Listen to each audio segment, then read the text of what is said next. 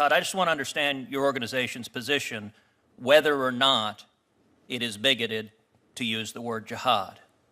So this is when I think it's problematic. I think it's when we have public officials, whether it's members of Congress, members of the administration, who are going out and describing the problem as a problem of jihad or a problem of radical Islamic terrorism.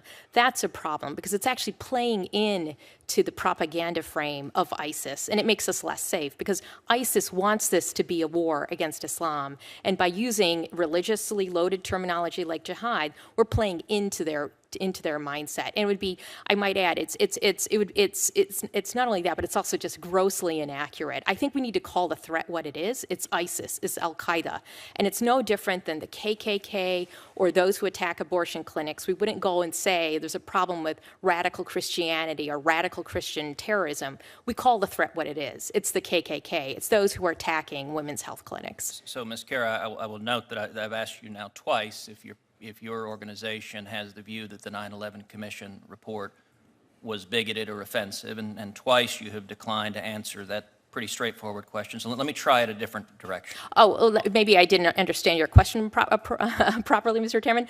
The use of the term in general by the 9/11 Commission report, I don't think is problematic in itself. I think it's in general as officials are talking about what the threat is. I think that's what the threat. That's what my concern is. Well, if it wasn't a concern, then why would it be purged from 126 down to 0000?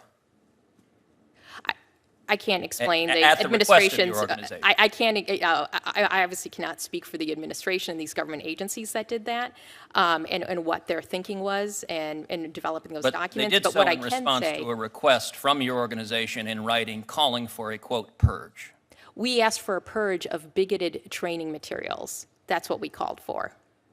Well, let me try it a different direction. On March 16th, 2015, the Long Island Press quoted Glenn Catan, who is the legal director for your organization, as saying, quote, like, what are you going to do about radicalization in the Muslim community? That's nonsense. There is no such thing. I'm curious, do you agree with the legal director of your organization that there is no such thing as radicalization in the Muslim community?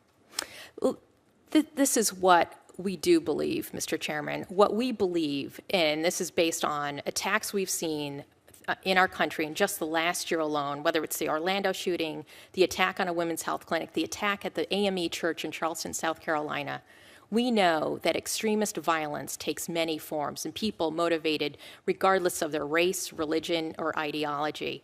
And what we also know is that there's no pathway, so to speak, to get to that point of engaging in violence. What the national security and law enforcement experts say is that the common thread that you see is vulnerable individuals who are seeking a sense of purpose.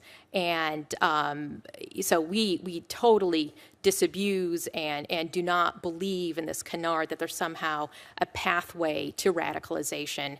And that's what numerous studies have shown as well. So I want to give you just one more opportunity to answer the question directly, because I don't believe you did.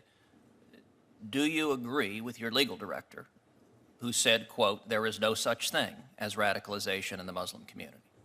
There are violent individuals in all communities, including the Muslim community. But is it connected to any ideology? There are some people who, where there is ideology that's a part, but ideology is not the center or even part of the center of the causation for what causes people to engage in violence. And it's not just me that's saying that. It's experts like my colleague, Mr. German, and law enforcement and national security experts who say that. So I'm just going to give you one more opportunity to say whether yes or no you agree with the legal director that there's no such thing as radicalization in the Muslim community. I'll note for the record, Senator Durbin apparently doesn't want you to answer that question. I would like you to show the courtesy of this witness instead of badgering her.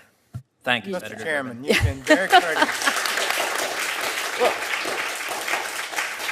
You know, I'd like an administration that shows the courtesy to the victims of radical Islamic terrorism and doesn't edit a 9/11 call from a terrorist who's murdering 49 people in Orlando and pretending the threat doesn't exist. Mr. Chairman, I would like to say that I think you've been very respectful to this witness. The witness has not answered your question, and I think you had a right to pursue it. And you did it in a gentlemanly, professional way, and I'm disappointed that Senator Durbin would not understand that.